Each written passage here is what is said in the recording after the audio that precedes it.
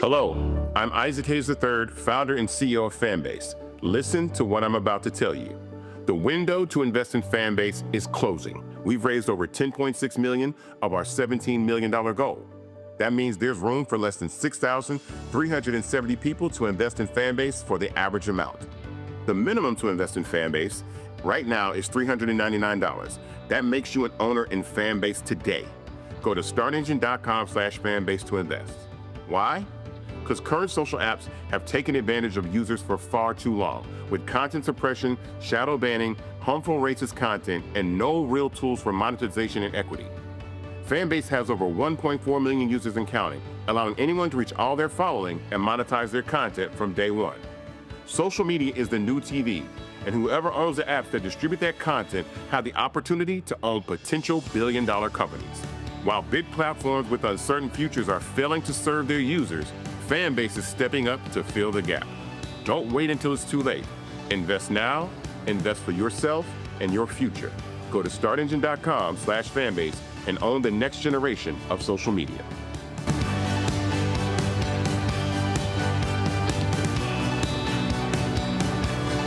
Folks, Black Star Network is here.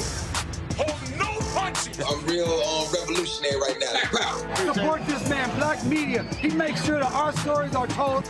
Thank you for being the voice of Black America, Roland. Stay black. I love y'all. All momentum we have now, we have to keep this going. The video looks phenomenal. See, this difference between Black Star Network and Black-owned media and something like CNN. You can't be Black-owned media and be scared. It's time to be smart. Bring your eyeballs home. You dig?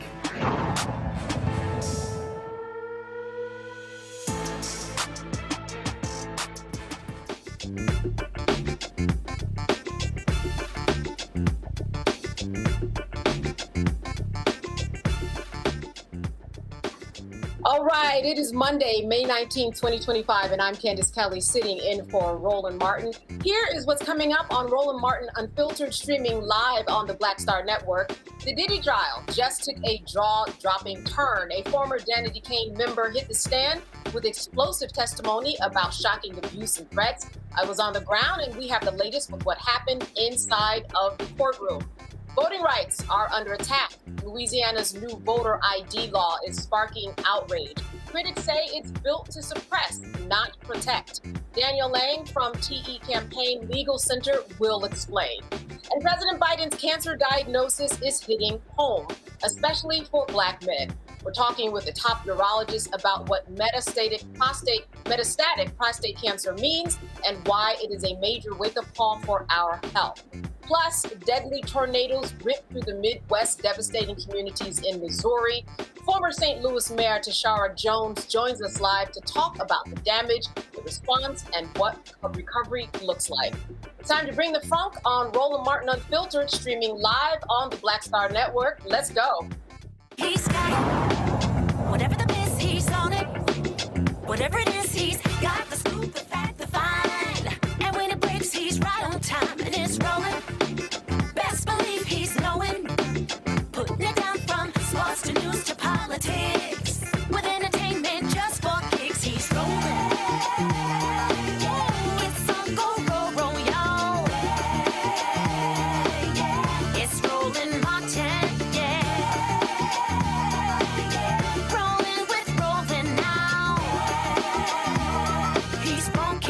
He's real, the best, you know he's Roland Martin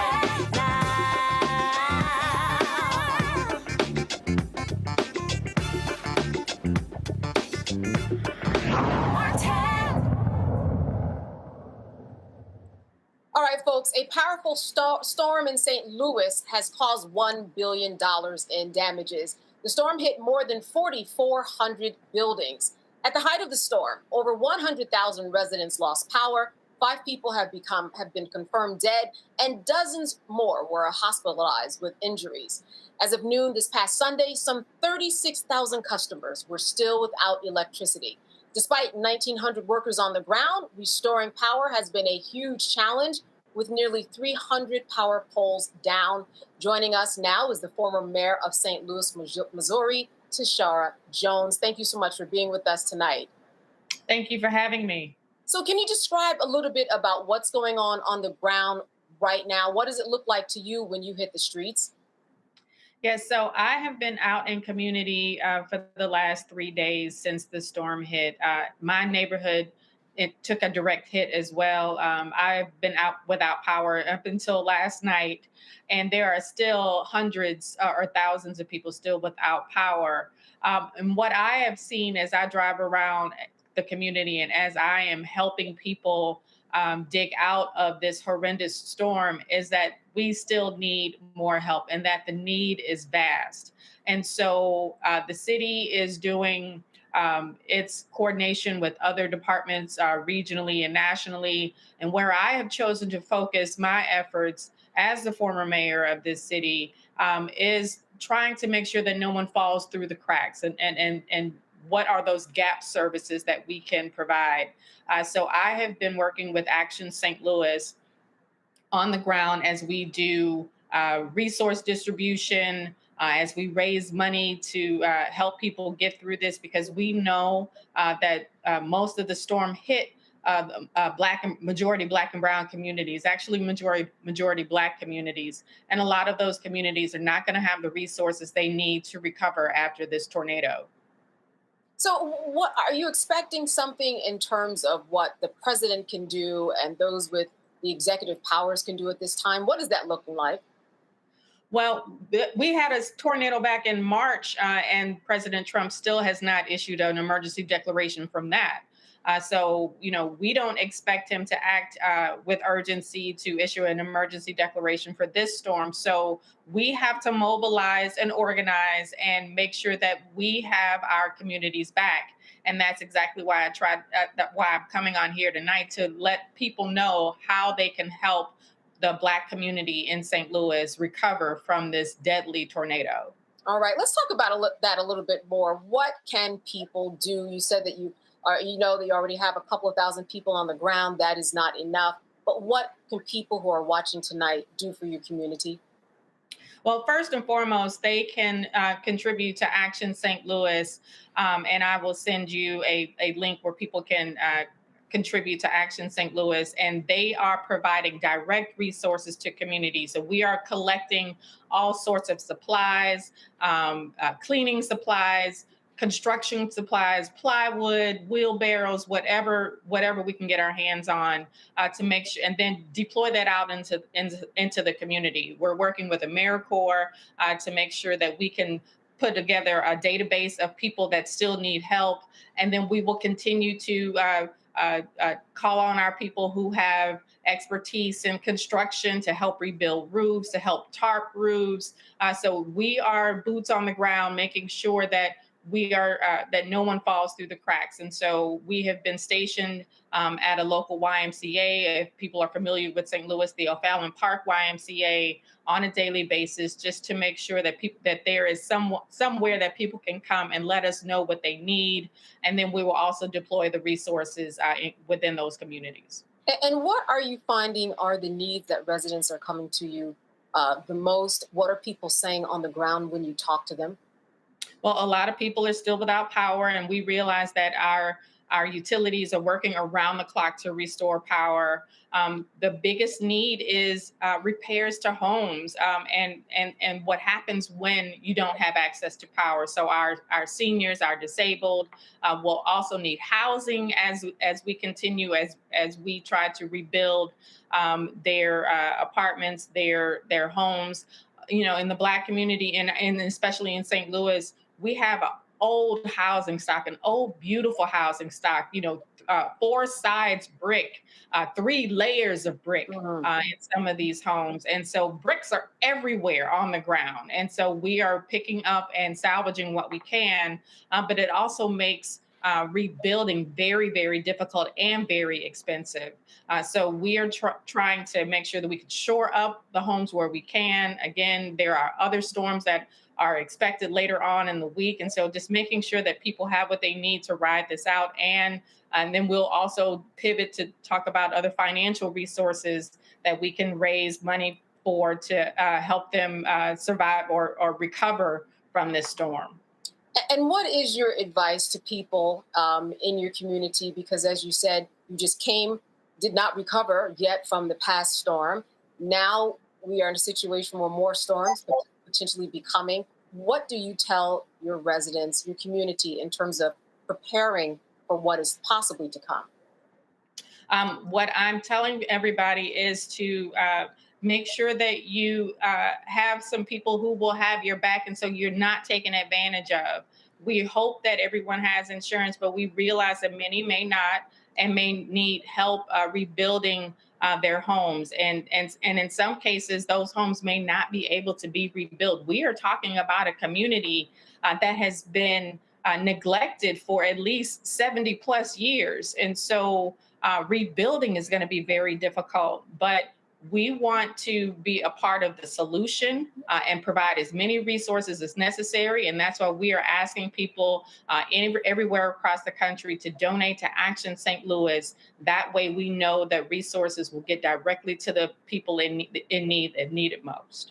Action St. Louis, when we talk about a timeline, what you're doing to help people in terms of people going back to work and school and getting on their way, what's the outlook in terms of, I know that possible recovery isn't going to happen fully for any time soon, but what is the timeline for what your hopes are? We're probably going to be in recovery mode for, several months because our public transportation system also took a direct hit. So just when I was picking my son up from the airport last night, I saw our crews out trying to fix our train system or our Metrolink system. People's cars were buried under trees, and so they're going to need transportation to work. You're going to have people without work because their businesses were also decimated through the storm. So recovery is going to be very, very long and very arduous and very difficult for a lot of people. So anybody within the sound of my voice, we need all of the resources that we can to help this community recover from this horrible once-in-a-lifetime storm because a tornado hasn't hit this part of our community since 1959. Now, in terms of the monies that you're asking for, where will it go directly? How will it serve the community? So Action St. Louis has been buying supplies for people, buying water, food, construction supplies, and literally we set up shop where people can come pick them up. We also work with other organizations to deploy them in communities for the construction materials. For example, we're working with a couple of organizations and labor unions and collecting addresses to make sure that those who need construction on their homes, or it needs some shoring up, that we are deploying units or volunteers to help shore up these people's homes. So that's what the money's going for. When you donate to Action, that money goes directly into the community.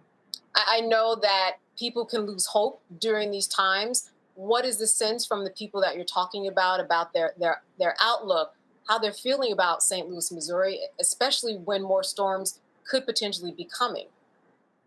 The one thing that I have seen as I have been in the community since the storm hit is the resiliency of our community. People are really pulling together, and it's such a beautiful thing. As I was on the street helping one of my former staffers with his home, people, drove by or walked by with water, with food, with snacks, because they realize that, once you're working and you just don't stop to eat or to stay hydrated.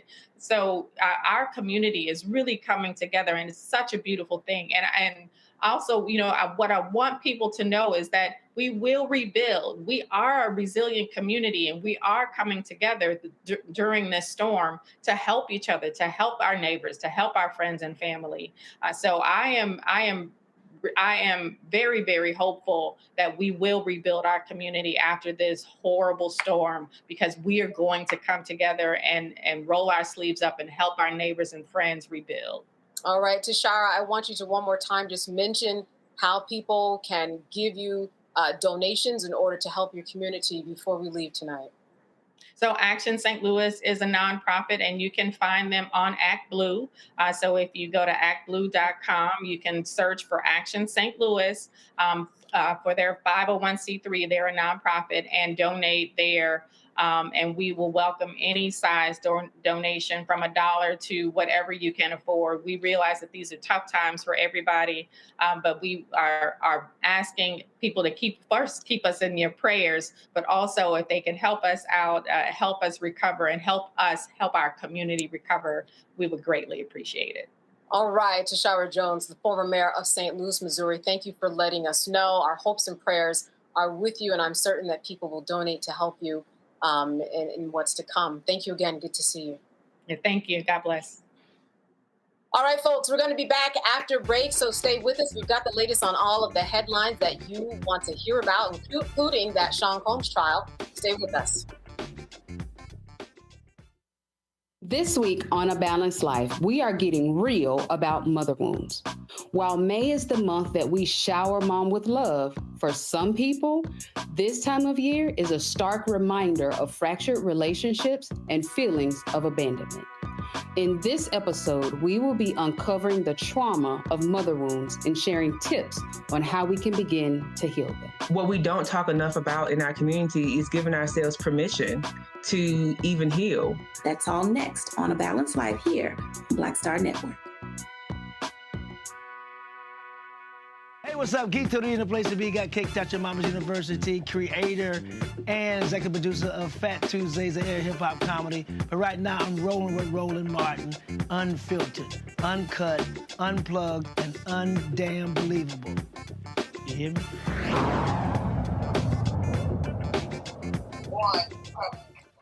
All right, I want to welcome our panel tonight. I am joined by Dr. Julianne Melvo, economist and president emerita of Bennett College and author of Surviving and Thriving, 365 Facts in Black Economic History. She's out of Washington, D.C. Also joining us tonight, former Georgia State Representative Renita Shannon out of Atlanta, Georgia. And finally, Dr. Omekongo Dibinga, senior lecturer in the School of International Service at American University and author of Lies About Black People, How to Combat Racist he is out of Washington, D.C. I want to start with the good doctor. Dr. Dibinga, how are you doing tonight? I'm great. How are you? I am doing well. Listen, I just wanted to talk to you about these storms, your take on really what the president and his office should be doing at this time. It seems to me that he steps up in other places that need money, but some reason not St. Louis. Well, you know, whenever your citizens are struggling, just go bring some so-called farmers in from South Africa and set them up with housing and jobs and everything else that they need. I mean, this is disgraceful. During the last Trump administration, I remember listening to Black mayors across the country who said when Trump, in Atlanta, other places, when Trump was was president, we were on our own. And it seems like that's repeating itself right now.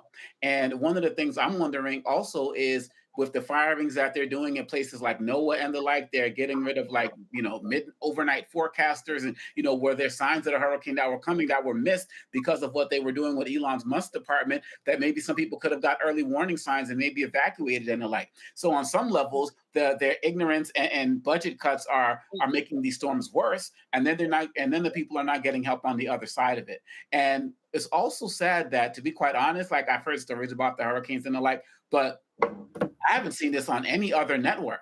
I haven't seen anyone talk about it in March except us. I haven't seen anyone talk about it in recent days in terms of the lack of assistance that these people are getting. People just talk about hurricane blew through town, certain people died, people have no power, and that's about it. And this is how the president gets over. We expect Trump to do what he does, but Trump has been known to bow when the pressure becomes strong enough.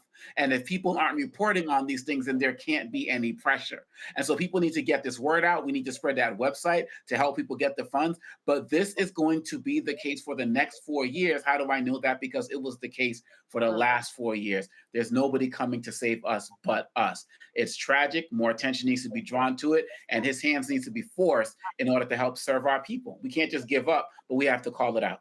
Dr. Dibinga, you are so right. I spoke to a couple people today. I said, have you really heard about this storm? They said, no, I absolutely knew nothing about it, which is incredible because of the number of media outlets that we have that are out there, not traditional, but also online.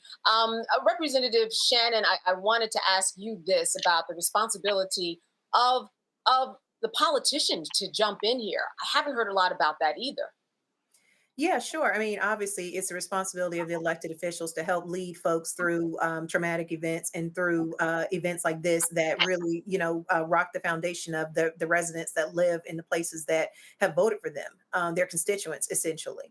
But this does, so that's kind of the role of the elected officials to speak up for their communities and say what their communities need. Even though she's the former mayor, Mayor Jones just told us what the community needs. She's still pretty much serving as an elected official, even though she's not currently in office. So she's doing what she needs to do. The folks who are currently active and elected need to be doing the same. But I would add the larger point is that this is really the place where the federal government really needs to step in with assistance. And so I would argue that Trump is not only just trying to screw black folks, he screws his own. Don't forget that Sarah Huckabee Sanders, governor of Arkansas, recently had to fight the Trump administration when her state needed help because of a climate disaster, and they were denied. So all of the cuts that you hear about, whether it's cutting the National Weather Service, whether it's saying that they're going to take down FEMA and cuts to FEMA, and all of these services that are that collectively support the country and everyone. And folks in different states, all of those services really, you don't realize how much these things really matter until you need them. It's almost like insurance. You don't care about that support until you need that support.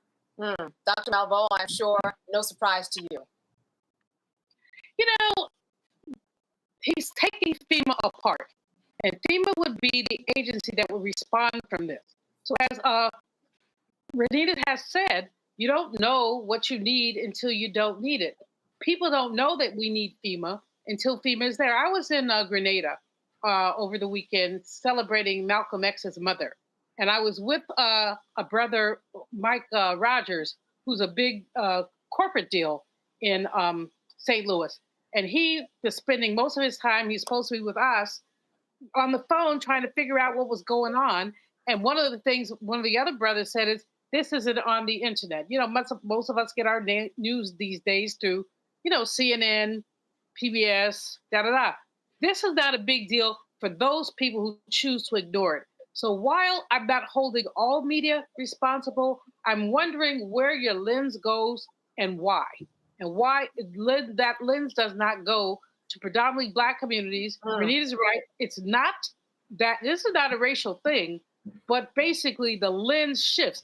How do you get some motley white South Africans who people are saying, well, they were discriminated against because someone tried to take their land? Well, where in the you know what did they get the land from? It's not, it wasn't their land. Right. And there you have it. You know, like you said, it is a problem bigger than we know. A lot of it does have to be do with the media because we just don't know what's going on.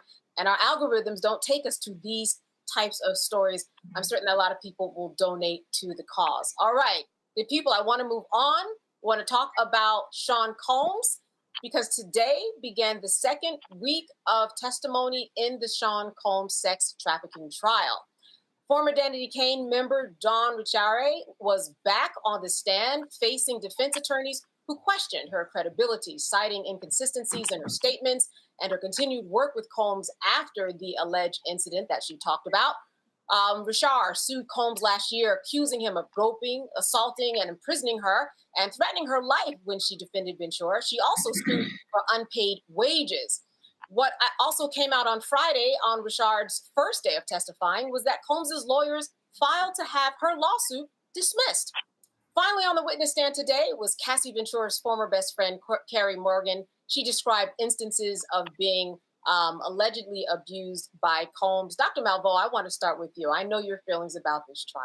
I know you say, listen, we've got a lot more important things to think about than this trial. But I think that there is some importance in terms of having eyes on the justice system, especially when people of color are involved. Yeah, I know that people have been in your ear, even if you haven't been following it yourself. What is your take so far on what you think is happening? Well, I think that Oma Congo called me on my stuff the last time we were here together because I said I don't care about it. And frankly, I still don't. What I care about is the misogynoir. I care about the fact that Black women are too often sidelined and Black men are too often excused. I would like to have 30 minutes, maybe even 10, with that man in a small room with an ugly stick. So I could just, knock him into next week. Ask him, I know your mama didn't raise you like this, boy. I know that you did, and anyway, neither here nor there. I can't deal with the particulars of this because it's layered, but I can deal with the societal impact of this because it's important. How are Black women and girls, because, some of these people are girls at 14. How are they introduced to the music business? Who gives them a pass? Who closes their eyes when they see a predator hitting on a little girl and having sex with her in a room with all that bottle of baby oil and stuff? Don't get me started. Well, I think you already started. I do want to say, listen, in this particular case, so far, we are talking about adults. The question becomes, Dr. Dibinga, consenting adults. And that really is the question on the table here, whether Cassie Ventura, whether the other victims actually consented to this, or was this just as the defense attorneys and all the are painting that, listen, these were two drug addicts in a bad relationship and people have all been there. What are your thoughts about this? Well, look, as somebody who's been in the game in terms of rapping and putting out albums and touring and things like that, I'm familiar with how cutthroat the industry is and how people have had to do incredible things to advance themselves. And I think that that's a big part of this. I think that this idea that these were just people who were just, cold drug addicts or whatever they said, who just love parties, I think it's nonsense. R. Kelly is an R&B figure, right? So Diddy is really the first person in hip hop to really suffer the consequences of the Me Too movement. Me Too movement skipped over rappers, and it really bothered me that a lot of these guys were not called to task like some of these other guys, the Weinsteins, the Bill Cosbys, and all of that. this is a moment for us to really reflect. I personally, do not believe that Cassie and these guys are lying and making up stuff and just trying to get attention. I don't believe in any of that. I believe at the end of the day that Diddy has always been a violent person. I believe that this is a person who inside himself is a small person. And so has always had a need to dominate and control people. And he's not the only one in hip hop. We come out of a culture, particularly those of us who are part of that hip hop generation. If we go back and listen to the music, a lot of the stuff, a lot of it was about sex and relationships with underage people. BBD, Do Me Baby, Backstage, Underage, Adolescent, how you doing? LL Cool J, Big Ol' Butt. I was down at the high school, whatever. Like, we came out of this culture. And a lot of us were too young to understand what was going on. We danced to it. Now we're older. We're parents, aunties, uncles, or whatever. And now we need to be part of the group that's going to hold our community accountable. So I'm hoping that it all comes out. I hope that there's not any particular glitches or whatever that leads to some form of mistrial, because this story needs to be told. And it's chilling hearing all of the stories, but at the same time, I'm glad that these stories are coming out so we can know so much of this behind the scenes stuff about the growth of hip hop that people just don't know about. Dr. Domingo, I want to stay with you for one moment, especially because you have been in the industry. In court, there were many emails where Cassie Ventura looks like she did want to participate. And I know that can be explained in many different ways. People get themselves in bad relationships and often do things for their partners they don't want to do. Does it extend to this for the normal average person? Probably not. But for her, this was the threshold.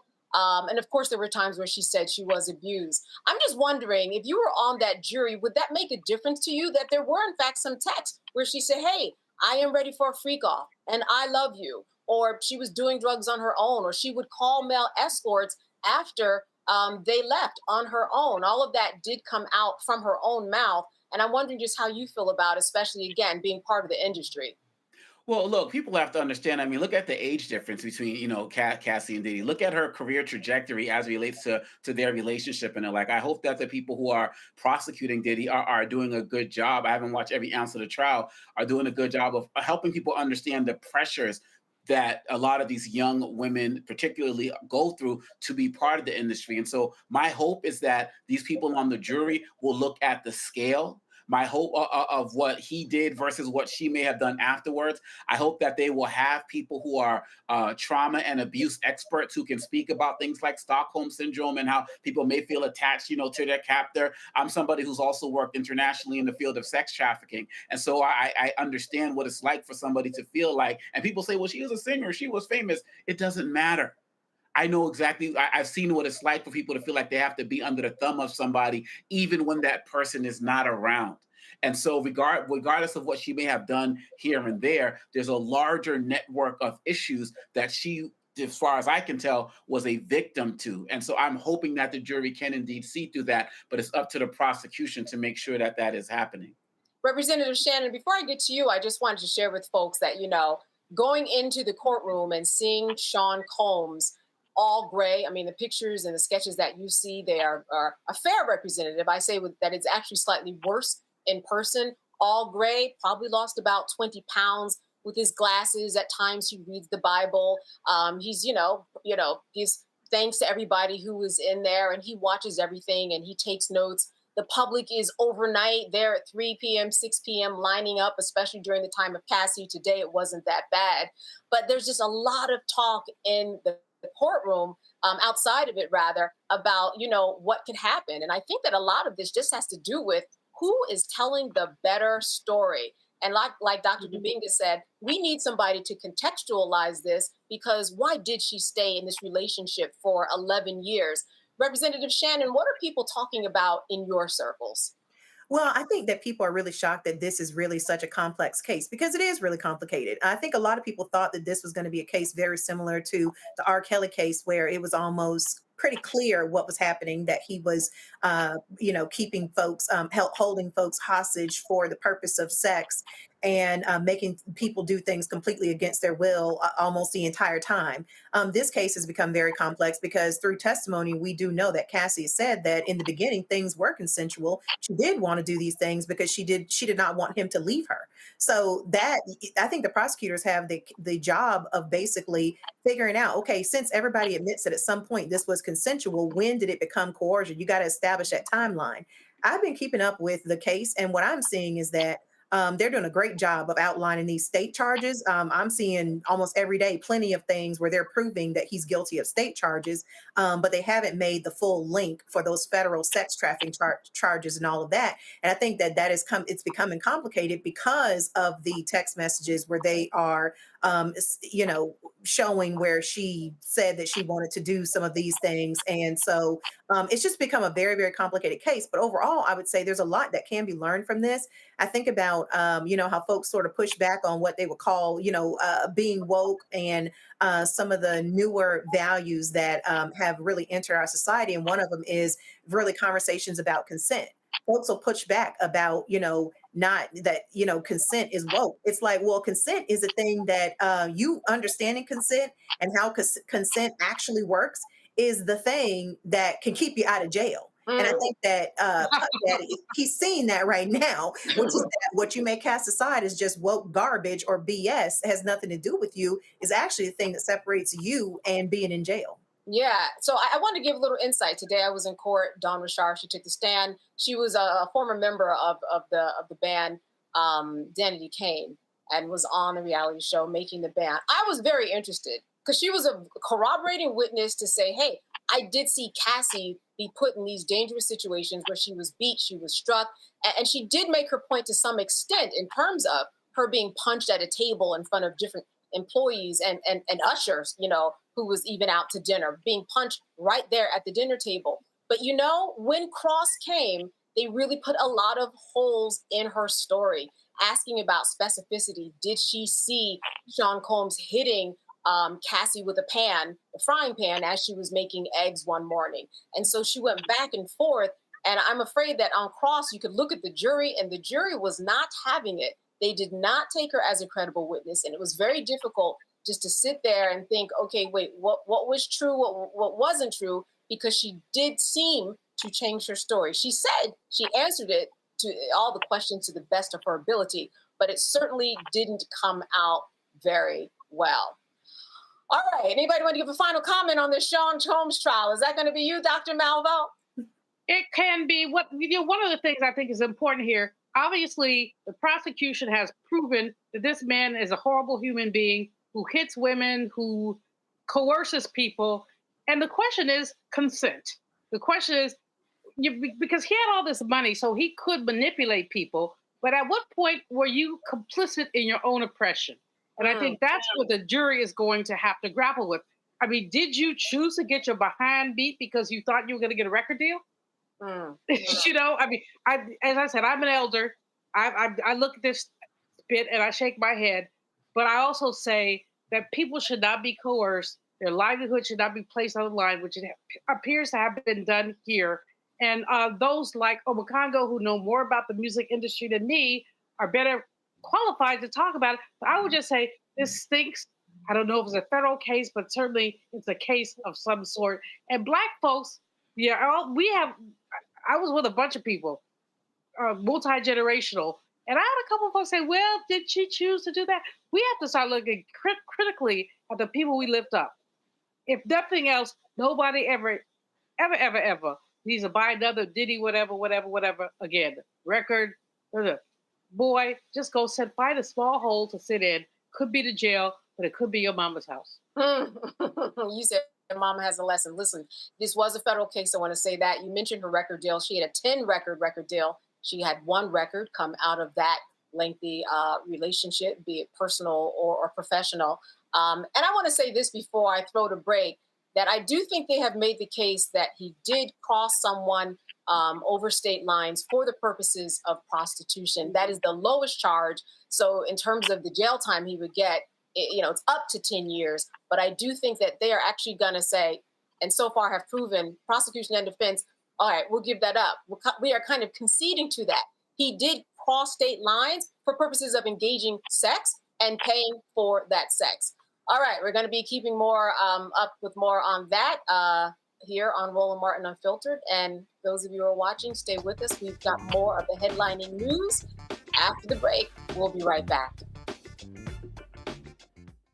On the next Get Wealthy with me, Deborah Owens, have you ever had $1 million idea and wondered how to bring it to life? Well, it's all about turning problems into opportunities. On our next Get Wealthy, you'll learn of a woman who identified the overload bag syndrome, and now she's taking that money to the bank through global sales in major department stores. And I was just struggling with 2 or 3 bags on the train.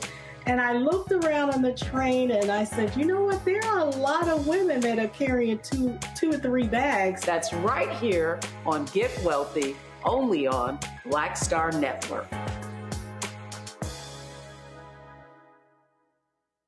I'm Russell L. Honoré, Lieutenant General, United States Army, retired, and you're watching Roland Martin Unfiltered.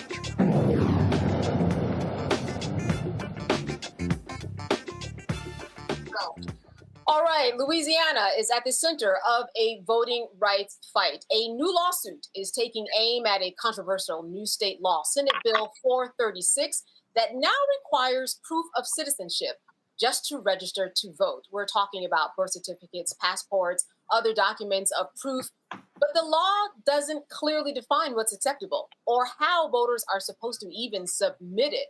Civil rights groups, including the NAACP and the League of Women Voters, say this is not just confusing, it's unconstitutional. They argue that the law creates unnecessary hurdles that will hit Black voters, low-income communities, students, and seniors the hardest. Joining us now is Danielle Lang. She's the Senior Director of Voting Rights at the Campaign Legal Center. Danielle, welcome to Roland Martin Unfiltered. And I want to start with this. What exactly makes this law so dangerous?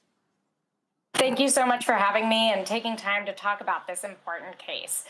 So you're absolutely right that Louisiana recently passed a law that says that you have to provide proof of citizenship when you register to vote.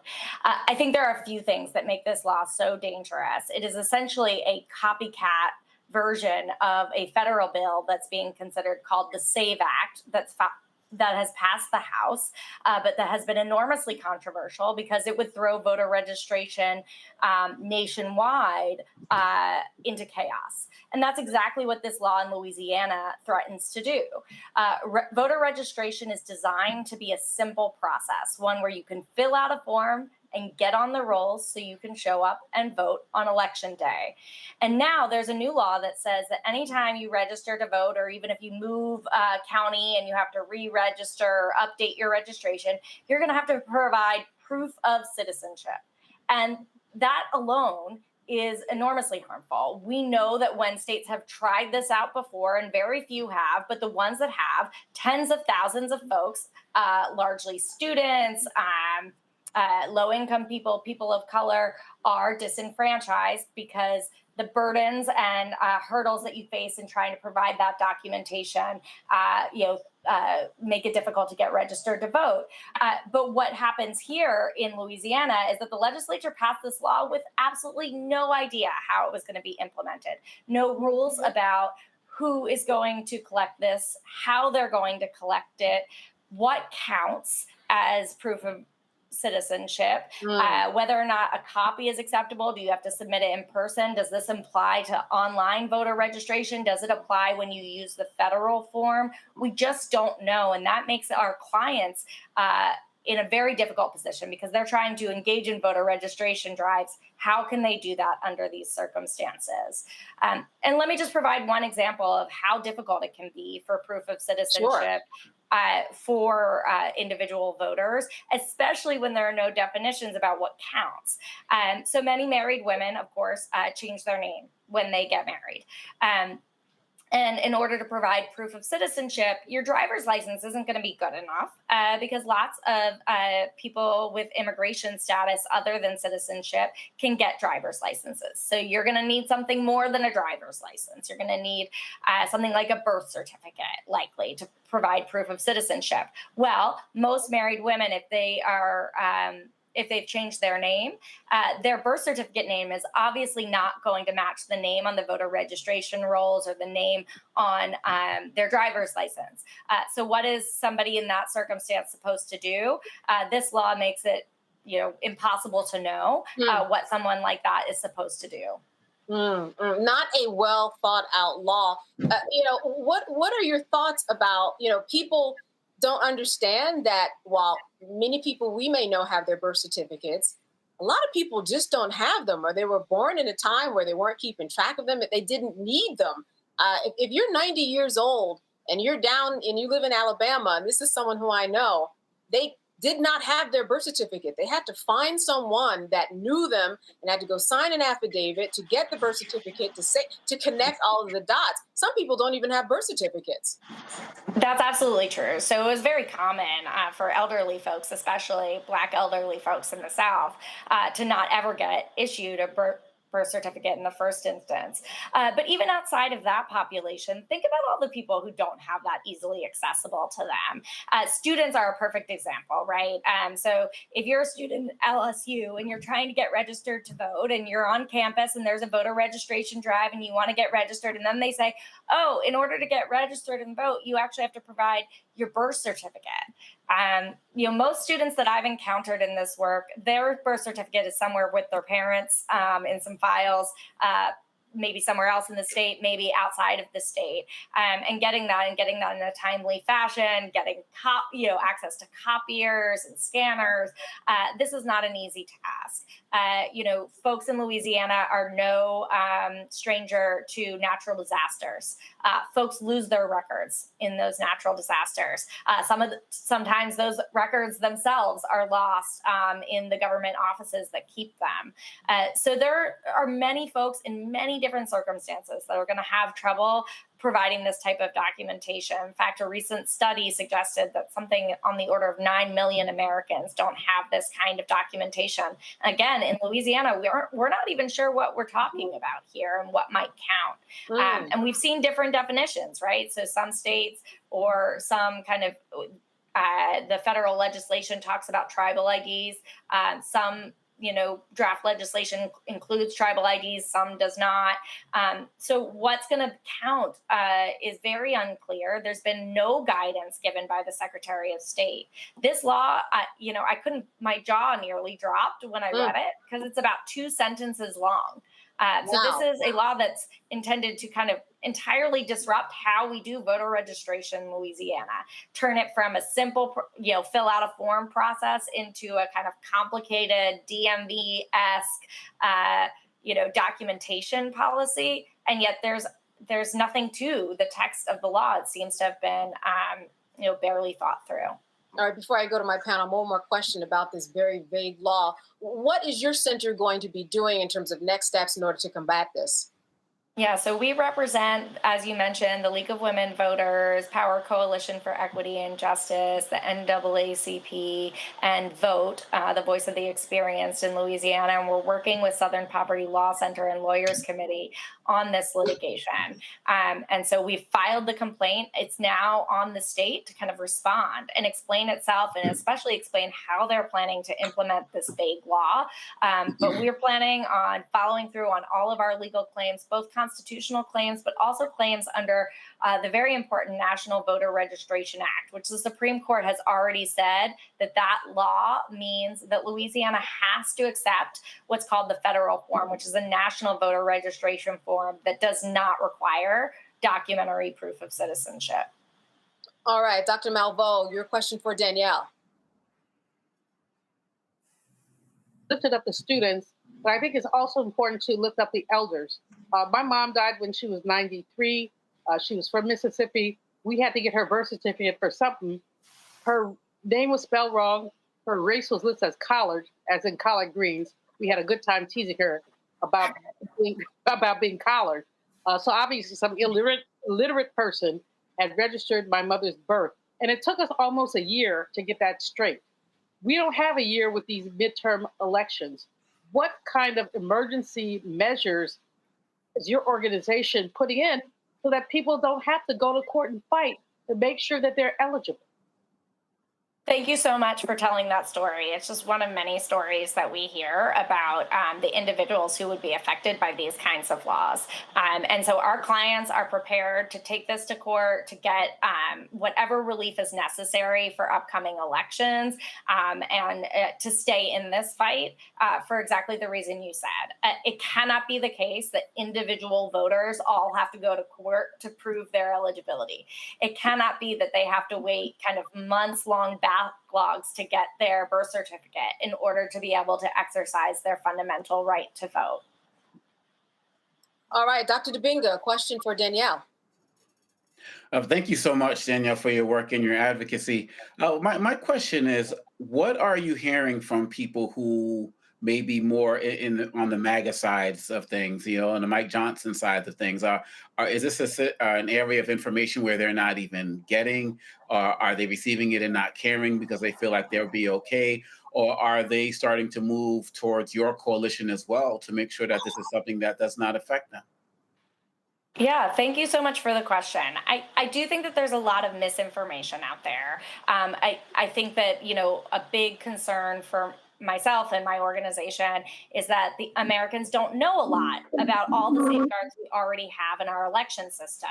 And so when we have folks who should be in positions of trust kind of undermining trust in elections, it's natural that some Americans might wonder about what changes do we need to make to our elections. But the fact is, I have the opportunity to work really closely with election officials all the time and know the really complex processes that already go into securing our elections. When you register to vote, you provide an identity number. That identity, a social security number or driver's license number, that's often matched up against a database to show that you are who you say you are, and that you are, that I am Danielle Lang from Philadelphia, Pennsylvania, and that matches other databases. And I also have to affirm my citizenship. And we know that these systems and safeguards are working really well. One thing I am hearing, though, from the American public on, for example, the SAVE legislation at the federal level is that ordinary Americans might have first heard a suggestion of, proof of citizenship and say, that might be a good idea. And then they hear the details and they hear about how this might affect people they know, married women, elders, students, their children. And they say, hey, that doesn't really make any sense. We haven't been doing that. And why are these elected officials trying to upend the system by which we access our elections? And I think that there has really been popular support for this idea that we should not be making it harder to vote. We should be making voting more accessible. And there are lots of ways that we can modernize our election systems, make them work better, and make them work better for voters. And those are the types of solutions that voters want to see, I think, of all political stripes. All right, Representative Shannon. Yes, well, thank you for your work. I actually served 6 years in the Georgia House of Representatives, and I served on the Governmental Affairs Committee, which dealt with election law. So we would see plenty of these bills come up that were just meant to be voter suppression bills that were sort of trying to lead people to believe that they were just trying to increase election integrity, but they were really just attempts to suppress the vote. Hearing what you're saying about this bill, I mean, I could say I'm surprised, but I'm not. This sounds particularly egregious, especially with it just being 2 sentences in the bill. Makes me kind of wonder if this bill is an attempt to pass it at the state level, see what hurdles it goes through in reference to court fights so that they can really game out the fight at the federal level to pass the SAVE Act, because we do see that a lot of times. So is that something that you all have thought about as you take on this lawsuit? And obviously, I don't know how the Louisiana courts work, but do you have any indication of when may be your first time that you may go to court over this, or what the court fight might look like? Yeah, thank you so much for the question. So what I'll say is that this Louisiana bill is definitely not a standalone matter, right? I have been working on issues around this new form of obstacles to voter registration for some time. I've been working on the issue in Arizona. We saw Kansas try this before. So we know this is coming from a playbook. It's coming from a kind of known playbook. It's also coming from a playbook that's already lost in court, and yet they're trying it again. And so it is definitely part of this broader strategy. And we saw a number of other states still considering these types of bills right now in their state houses. And I think there's this kind of ecosystem between the federal legislation and state legislation.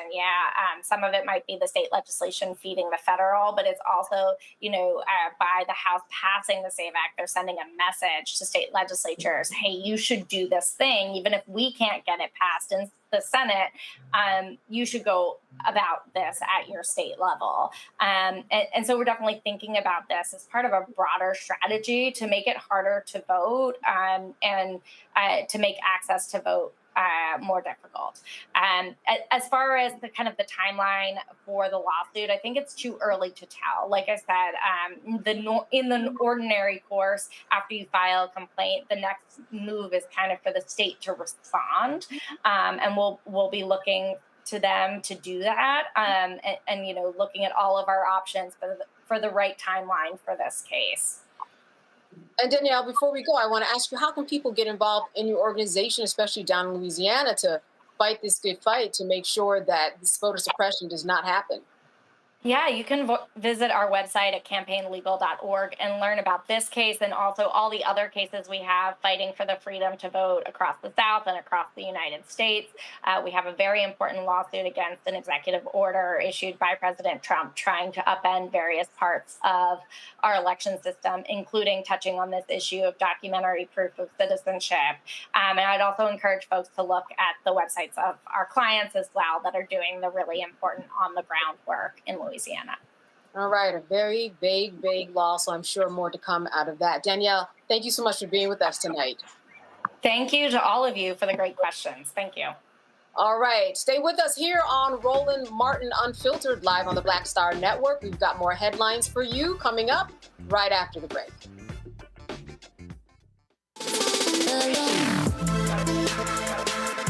Hey y'all, welcome to The Other Side of Change, only on the Black Star Network and hosted by myself, Rhea Baker, and my good sis, Jamira Burley. We are just two millennial women tackling everything at the intersection of politics, gender, and pop culture. And we don't just settle for commentary. This is about solution-driven dialogue to get us to the world as it could be and not just as it is. Watch us on the Black Star Network, so tune in to The Other Side of Change.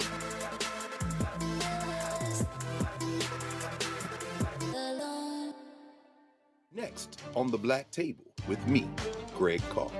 We featured the brand new work of Professor Angie Porter, which, simply put, is a revolutionary reframing of the African experience in this country. It's the one legal article everyone, and I mean everyone, should read.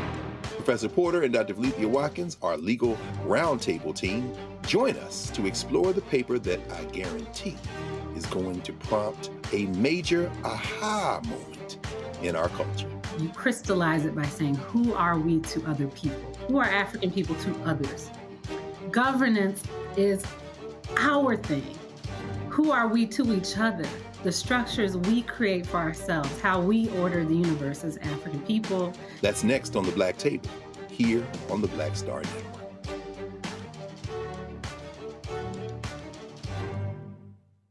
Hey, what's up, y'all? I'm Devon Frank. I'm Dr. Robin B., pharmacist and fitness coach, and you're watching Roland Martin Unfiltered.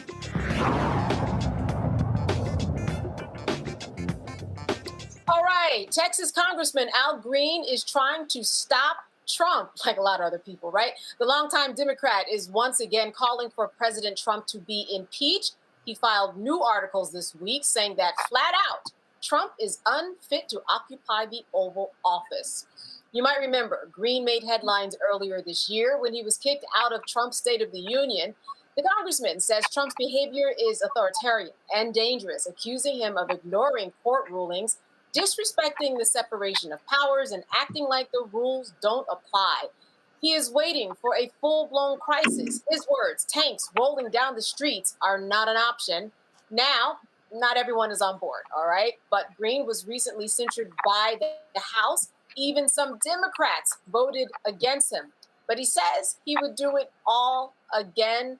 Dr. Malveaux, what are your thoughts about this impeachment? I mean, what he is saying is true. The letter of the law is not being followed. Separation of the powers, separation of all of these executive branch, you know, a lot of what's in the Constitution just not being honored one amendment at a time.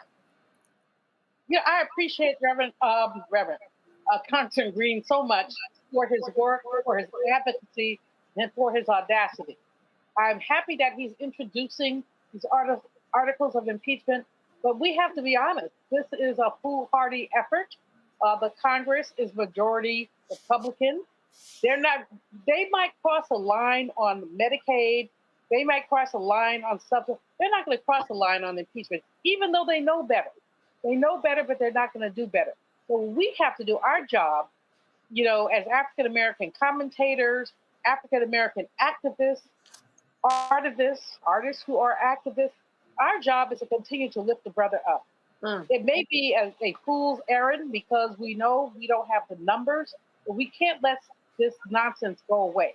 We can't let people think that it's normal for a person who's been elected president of the United States to just overlook the courts, overlook the people, just do whatever he wants to do. And he pretty much said, I'm going to do what I want to do.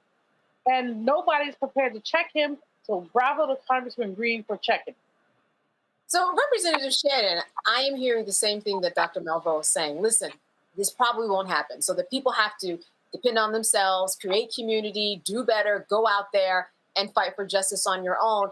But is there something else that we should all be doing at this time? Because it seems as though, I'm not going to say nothing's being done, but we certainly want more to be done. And we're not seeing what is being done in the way that we want. Sure. So there is a lot that can be done. I mean, I think you're right that, and Dr. Malveaux sort of said this too, which is that Congressman Green is taking the right approach. What kind of frustrates me is that too often Black seniors in particular who have the lived life experience to know when something is about to get bad usually get cast aside as people who are blowing things up and not to be listened to, when that's just really not the case. He's absolutely right in what he filed in these papers, particularly the point where he hones in about that we're not far from seeing tanks coming down the street. He's right. I was talking in an interview last week about how the new executive order that Trump signed, basically, it says, and this is not a summary, these are the words in the executive order, it's calling for aggressive policing of communities. It's calling for lawyers who work for the government to do pro bono work, which means represent for free cops who have been charged with misconduct, talks about jailing more elected officials who basically disagree with Trump, even including those who want to move forward with DEI. So this isn't, so he's, Congressman Green is not blowing anything out of proportion. This is like really what is in front of us. I would say what people can do is, because we see that Democrats have too often sort of sat back and said, oh, everybody's blowing things out of proportion, it's not that bad. What everybody can do is reach out to their elected official to say, listen, I want you to take this seriously and you need to be following Congressman Green's lead. That is the thing that's going to make a difference, because at the end of the day, elected officials worry about getting reelected. And many of them, particularly when they don't come from an activist background, are going to see to wherever the most pressure is from. So if they see, if their constituents are telling them you need to get behind Congressman Green and take all of this seriously, and we believe that, things are really at this level, that something must be done and we are in dire circumstances, then that is something that is going to give Representative Green more energy, more fuel to really push this thing forward. Dr. Dibinga, how does the sound of impeachment strike you? It sounds great. Sounds great, very, but in terms of the real application of it, how does it really sit with you? Well, it's not going to happen, but the fact of the matter is today's the 100th birthday of Malcolm X, and this is a man who brought a case to the United Nations to argue for the rights of Black people in America. I mean, he helped globalize the plight of our people and connected us with an international community of people. Did he believe in his heart that he was going to go to this trial and he was going to win and that everything was going to change? Probably not, but the effort matters, which is why we still celebrate him today. History is watching. What's going to happen 30, 40, 50 years from now where, our grandchildren or great-grandchildren or whoever, our great nieces, whatever, are reading these books and seeing and see nothing. See no impeachment efforts were made. No new voting efforts were made. I believe, honestly, that what's going to happen is that he's going to keep overstepping. And at the very least, more Democrats are going to join, even if it's not a lot, more are going to join what he's doing. And by the time we come to the midterms, there'll probably be a larger groundswell of people calling for impeachment, even though it still won't happen under these Republicans. But this is the time for Democrats to show spine. This is for them to show, backbone. So many of them are just focusing so much on their local communities, which I get it. All politics is local, but there are real things that are happening in this country. And he's only expanding his dictatorial mentality even more. People have to stand up. People have to speak up. And at the end of the day, I'd be calling them out if they didn't say something. So I applaud him for doing that. And he needs to continue to do that so people can follow his example. Representative Shannon, can we talk about the separation of powers for one moment? I mean, this is why we have the Constitution, but you get a Supreme Court ruling 9-0, it's ignored. How, in your estimation, do you think that is happening? And is there anything that you think might be going on behind closed doors maybe we don't know about, out here on these streets that's going on? Maybe something's being worked on that maybe we don't know about in order to stop this, because this is just unprecedented all around.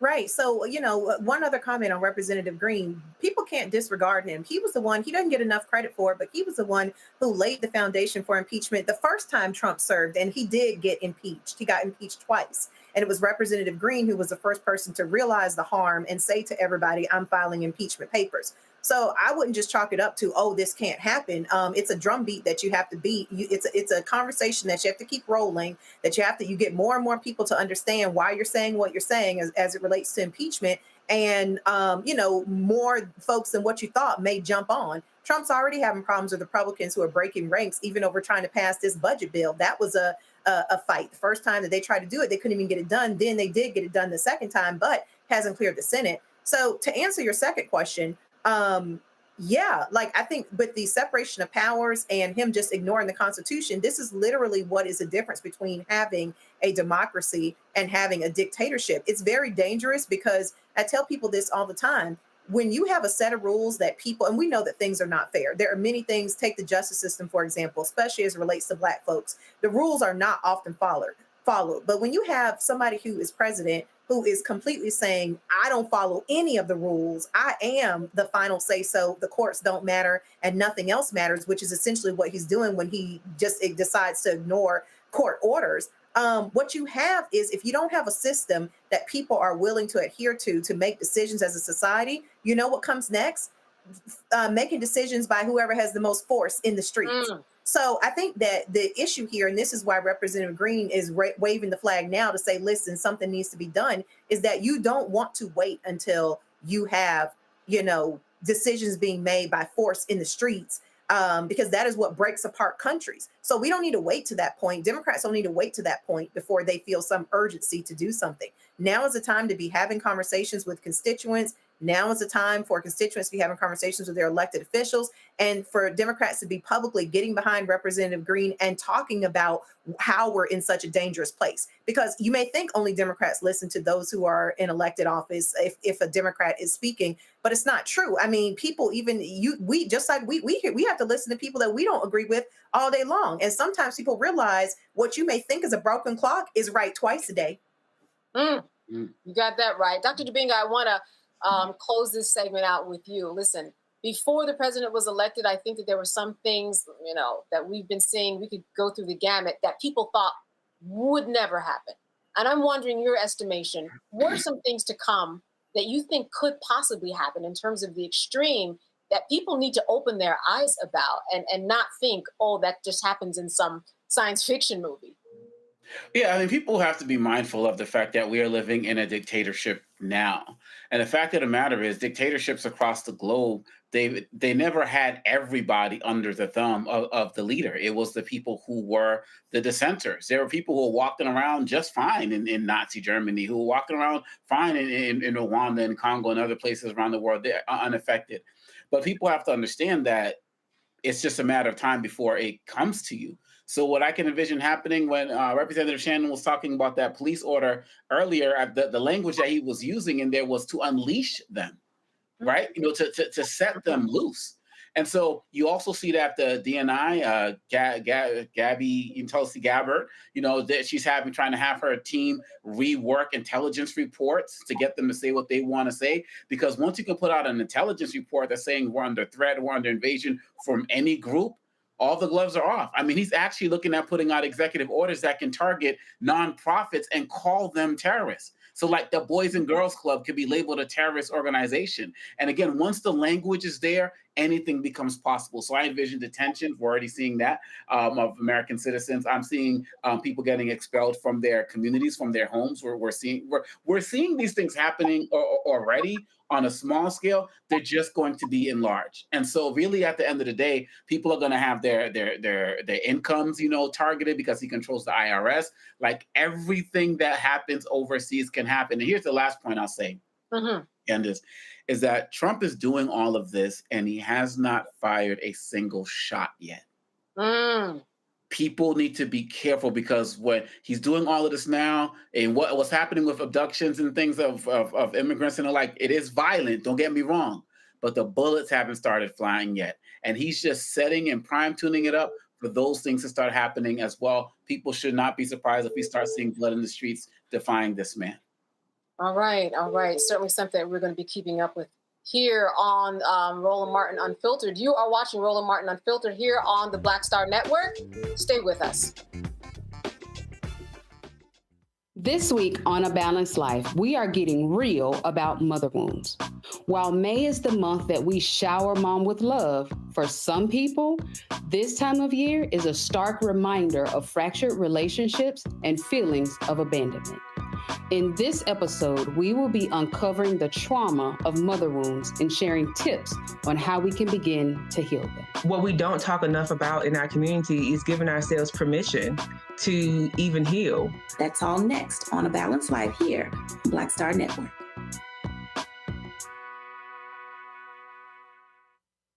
This is Tamala Mann. And this is David Mann. And you're watching Roland Martin Unfiltered.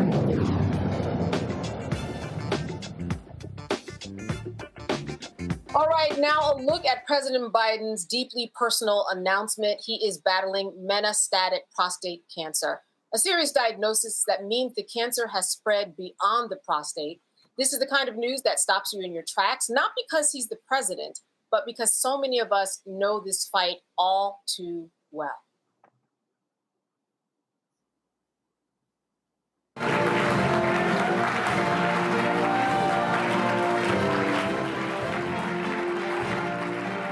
In the message to the nation, Biden said cancer touches us all. Like so many of you, Jill and I have learned that we are the strongest in the broken places. Thank you for lifting us up with love and support. And for Black men, this moment hits a little differently because they are the most at risk. Black men face the highest rates of prostate cancer in the United States and are more likely to be diagnosed late and die from it. So tonight, we are raising awareness and talking about it. To help us break this down and what this diagnosis means and what every Black man and their families should know, we're joined by Dr. Leslie A. Dean, a leading urologist with Howard University's Cancer Center. Dr. Dean, thank you for being here. Thanks for the opportunity to join you tonight. Absolutely. Let's start with the president's diagnosis. What this type of prostate cancer he has, the metastatic, what exactly does that mean and why is the early screening so critical, especially in our community? So first and foremost, I would like to extend well wishes to the former president and to his family. You know, I think he's lucky to have the support that he has and also the support of the nation and the globe at a whole. What metastatic prostate cancer means is that it has spread outside of the prostate, either to local areas close to the prostate gland itself, to the lymph nodes, or in the former president's case, to the bone. That's very important because that means that it is an advanced stage of disease. And when we talk about this advanced stage of disease and we talk about Black men, the awareness that they should have in and around this, they should be doing something different than people of other races in terms of checking for this and preventing this. That is the status in terms of what they should be doing. Yes, so Black men need to screen earlier than the general population. And from an age perspective, that is generally within the 40s that it should start, especially if there's a family history of prostate cancer in a first degree relative. So either a parent or a brother. You know, people would want to know, and I know that this happened in my family when questions came about, when people got prostate cancer. They just want to know, you know, could I have prevented this in some way? What is it that I did in my youth? You know, they start tracking and what happened in their lives. What's your question to that when you get that from people who say, could I have prevented this? Can I prevent it from happening again? You know, if my PSA numbers go down? So the important thing to know is that there aren't really any specific factors that we can incorporate to prevent us from getting prostate cancer. We have to live a generally healthy lifestyle. I think that's the most important part. Try to minimize stress, increase exercise, watch our diets, and eat healthy. And all of those things will help to minimize the risk. But there isn't anything that we can hang our hats on to actually prevent prostate cancer from occurring. So I mentioned PSA, a number that I'm very familiar with in terms of the terminology because people in my family. But can you explain that and how you step a person through the process of being checked, what that entails? We need to let people know and remind them, and also what this PSA number is. So PSA stands for prostate-specific antigen, and this is a factor that we find in the blood that is associated with the risk of having prostate cancer. So the higher the number, the higher the risk. Generally speaking, a PSA number higher than 4 nanograms per ml is suspicious and concerning, but we have to really focus in on what the patient's age is. So the younger you are, a PSA of 4 may actually be very high for a 40-year-old. So we age adjust that PSA number down the younger you are, and then we accept higher numbers as you get older. But it's important to have a baseline of what your PSA is in your 40s so that that number can be tracked. And if it is increasing at a rate that is not acceptable, then that needs to be investigated and evaluated further. All right, before we go to the panel with questions, the test itself, invasive. People should just understand that they have to go through the process, and you have to go through it if you want to save your life potentially.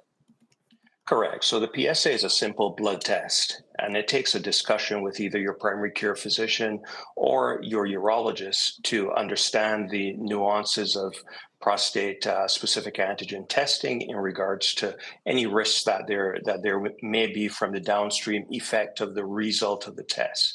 Sometimes we still do a digital rectal examination to examine the prostate, and if that's going to be done, basically takes 3 or 4 seconds, uncomfortable, shouldn't be painful, and is something that you would want to consider having done.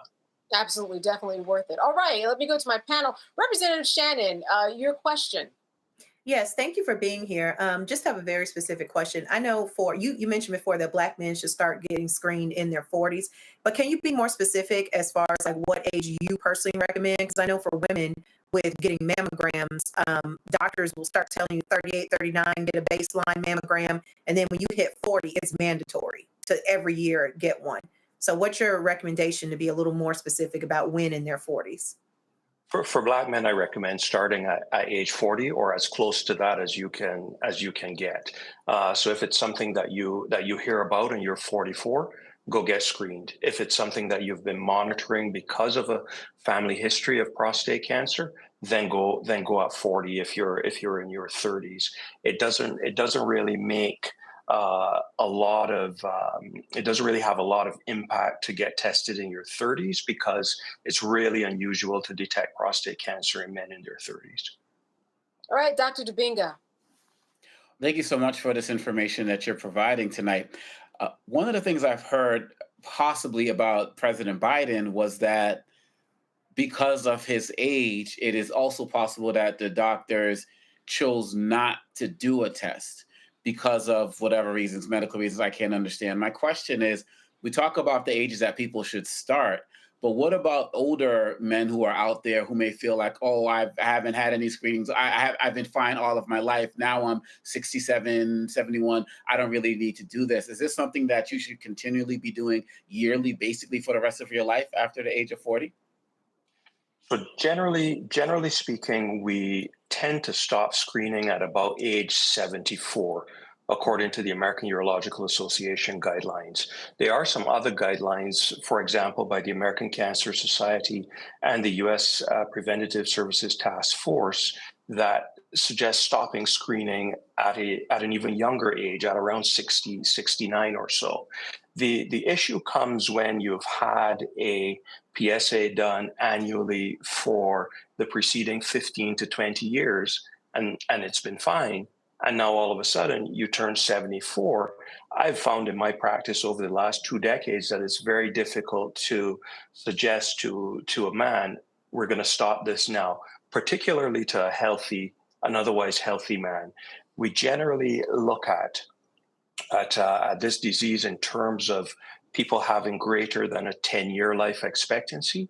So if the life expectancy is greater than 10 years, I would advocate for continuing the screening process. I think that things change in life, and we develop, different risk factors as we get older, potentially, in terms of the immune system being weakened, et cetera, just as a matter of aging. And that can change and cause a prostate cancer to pop up where it hasn't been evident before. All right, Dr. Malveaux. Especially for brothers of a certain age. I want to ask you to unpack for me the reluctance that so many Black men have to even get checked out at all. And we see that. I've got colleagues, I've got a sibling. He said, well, I'm not going to let anybody put their finger in my hind parts, which, as you know, it's a 3-second process. What can we do to ensure that Black men not only are fully informed, but also fully encouraged to be screened? So that's a really good question, a really important question. You're right that Black men in particular have been reluctant to have rectal examinations. I think that in seeing the physician, it is very important to establish a relationship based on trust, so that the individual understands the reasons for doing these tests. Right now in my practice, I very rarely do a rectal examination. I tend to do an MRI first. I tend to do the blood test first, followed by an MRI, because I think we can get a lot more information based on more advanced testing. There are many things that imaging is going to see in the prostate gland that's just in a location that I can't feel. And I think that this is, really something that can be discussed over a few visits, as opposed to, I'm going to do the rectal examination on your first visit when I don't know you as a patient, et cetera. And I think that that's important in establishing that trust relationship between the physician and the patient, the individual being screened and tested. And I really advocate for establishing that very early on. All right, Dr. Leslie Dean, thank you so much for being with us. Great information and great seeing you this evening. Thanks so much. You too. All right. You are watching Roland Martin Unfiltered live here on the Black Star Network. Stay with us. We'll be right back. Next on The Black Table with me, Greg Carr. We featured the brand new work of Professor Angie Porter, which, simply put, is a revolutionary reframing of the African experience in this country. It's the one legal article everyone, and I mean everyone, should read. Professor Porter and Dr. Valencia Watkins, our legal roundtable team, join us to explore the paper that I guarantee is going to prompt a major aha moment in our culture. You crystallize it by saying, who are we to other people? Who are African people to others? Governance is our thing. Who are we to each other? the structures we create for ourselves, how we order the universe as African people. That's next on the Black Table, here on the Black Star Network.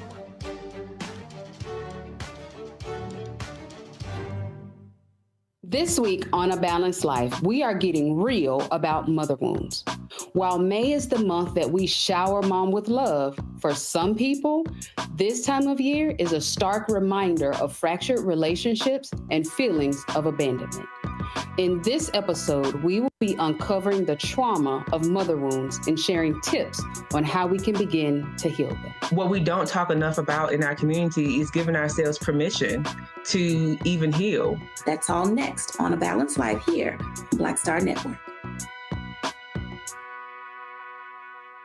How you doing? My name is Mark Carey, and you're watching Roland Martin, unfiltered, deep into it, like pasteurized milk without the 2%. We getting deep. You want to turn that shit off? We're doing an interview, motherfucker.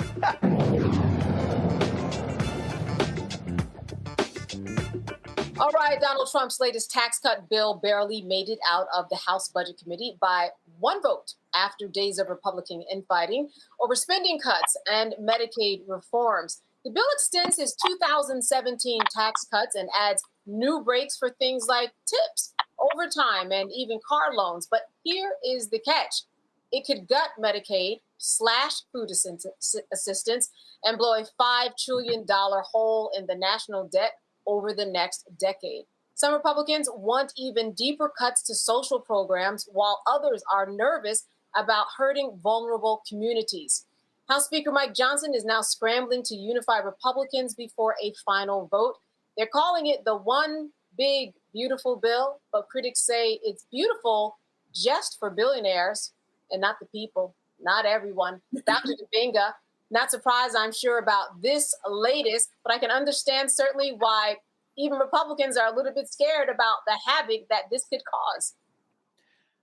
Yeah, it never ceases to amaze me the lengths that they will go to protect those who are at the top. And really, quite honestly, it's like, for what? I mean, it's not like they're getting all of the benefits of what these billionaires have, right? I mean, he has, 12, 13, I don't know, billionaires who are in his cabinet. It's not, these guys, but forget the Congress people. I'm thinking more about the constituents and Johnson quotation about, if you can convince the poorest white man that he's better than the best colored person, he won't realize you're picking his pocket. Give him someone to empty his pocket, someone to look down on, and he'll empty his pockets for you.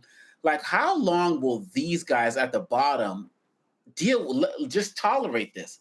Are they going to keep allowing their representatives to screw them as long as they're getting rid of so-called, illegal aliens, right? Undocumented human beings? Are they going to allow, as long as they continue to end quote unquote woke policies, not realizing that woke policies includes the resource assistant that they have in their schools, the occupational therapist that their child needs to get their needs met because they don't have the money through their insurance? Like, how long are they going to tolerate this? Because Black people's, like, we're in this country, we're looking to our first segment. We're used to the struggle. We've been born into it, and we're not happy with it. We continue to fight, for our rights and what we deserve. But these other folks, they keep going along. And I think that at the end of the day, misery loves company. And I think that many of these constituents are going to be happy to suffer as long as we're suffering too. And that's the real shame of the American experiment. The American experiment. Dr. Malveaux, I mean, when we're talking about gutting Medicaid, I don't understand how folks in Congress cannot see that this would upend the whole system. Just the way that America works, it would disturb and trickle down in so many different types of ways that we probably can't even imagine until it happens. But to understand this, Candace, we have to go back to the fact that we've always had a bifurcated system, a bifurcated tax system that benefited some and not others, a bifurcated economic system that benefited some and not others. So while everything that is being said here, and Owen Congo breaks it down so well, but everything that's being said here is correct. What is not prescient is the way that they have done much of this. So this big, beautiful tax bill gives money to wealthy people and takes it from poor people. This big, beautiful tax bill puts people who are vulnerable health-wise puts them on the chopping block. This big, beautiful bill takes away rights from workers, from children, does things about education. So what we have to look at, in my mind, and I keep talking about this, and people are sick of me, but what is a long game here? Literally, what is a long game? This buffoon that was elected to be president of the United States, but bankrupt, I don't know how many times, he's backed by some. He's not the evil. Well, he is evil, but he's not the evil. He is being backed by those who want to reassert an oligarchical model of economic development in these United States. If you take education away, people don't know. They don't know what they don't know, but they don't know. And so you can tell them some story about DEI and they believe it, not having looked at it. And I could just go on, but this, so we can, and I'm very, as many of my colleagues are, we all mad at the orange man. But he's not the bottom line. He's the tip of the iceberg. The bottom line is oligarchy. What is his relationship with Russia? Come on. Why can he not crack down on Putin as every other U.S. president has? Are we going to see Trump Hotel? We will. In Russia in 5 minutes? Trump resorts in Gaza where you move the people away? Again, I don't mean to sound like a paranoid lunatic, but I do need to say, let's take a look at the big picture. This so-called big, beautiful tax bill as a continuation of a way to deal with predatory capitalism, to extract surplus value from working people, many of whom are us. You know, Representative Shannon, I was speaking to someone today and we were talking about this, and how ultimately when you touch Medicaid, when you touch food assistance, when you touch programs that help people of color, you really ultimately break down families at the end of the day. You can't really have a strong base when you have families that, because of the system, it prevents them from having things like food and having good health care. So all of it just kind of builds upon one another, and eventually families get broken, which is the crux of how we live and exist in this world in terms of how we get started. Yeah, but I think the thing that's so dangerous about this bill that people need to understand is let's just take the cuts for Medicaid, for example. When you hear about Medicaid being cut, a lot of people tend to think that it is just people who are on Medicaid that will be affected. And you think that these cuts are only going to affect low-income people. That's not true. Medicaid, people don't realize it, but their average community hospital, basically, not even say community hospital, just hospital, because let's just keep the language plain. The hospitals that you see basically can only exist a lot of times because of Medicaid, because it gets dollars from the state that get matched at the federal level. And so what that means is that your local hospital that you see, if you were to get in a car accident or something, is literally only surviving because of Medicaid, and they don't get enough dollars already. There have been, at least for the last decade or so, many reports about how many hospitals are on the brink of going out of business because of Medicaid, can't keep their doors open because they're not getting enough money, not getting enough Medicaid funds to cover all of their expenses. And so when you're looking at a bill like this is something that will not only affect the people who are the most vulnerable, but it will affect every single one of us on this panel. It will even affect Congress people. Because at the end of the day, unless you have some emergency medical team ready to go at your beck and call when something happens to you, a personal concierge team, you would likely need to go to a hospital. So it's really not even about just folks who are on Medicaid. This affects all of us because hospitals serve entire communities. They serve all of us, and including the members of Congress. So that's why, there was so much contention about this bill, because the members who voted on it know and understand that when you touch Medicaid, you're touching a lot more than what people think when they hear about Medicaid, which is just poor people or low income people or people who are on Medicaid. That's not even the whole game. It's not. And Representative, I have one question, and this is just for you. What is it that people do behind closed doors to get past this, find common ground, meeting of the minds, to move past something like this that would be so destructive in the world of politics? How do you make that happen?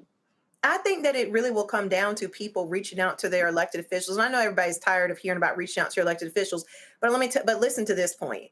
Don't reach out to them to just say vote no on a bill. Reach out to them and let them know that you understand what these cuts are about. Because too many times elected officials, a lot of times will understand it. The public that understand how complicated this stuff is. But when you let them know, it's like I said before, putting that heat on elected officials, they respond to that. When you let them know that when they see their local hospital closed because of a bill you passed, it's going to be their ass. Let them know that. That is the type of stuff that a lot of times so much damage gets done because elected officials know, and this is not the way that I thought when I was in office, but I heard it too many times in the hallways.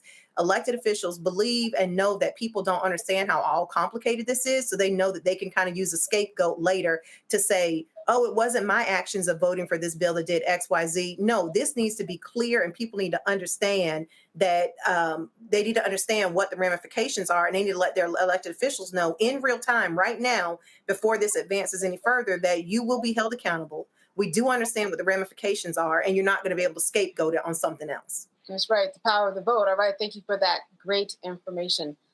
You are watching Roland Martin Unfiltered. Stay with us. We'll be back right after this short break.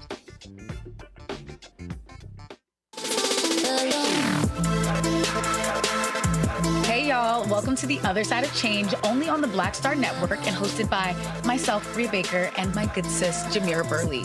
We are just two millennial women tackling everything at the intersection of politics, gender, and pop culture. And we don't just settle for commentary. This is about solution-driven dialogue to get us to the world as it could be and not just as it is. Watch us on the Black Star Network, so tune in to The Other Side of Change.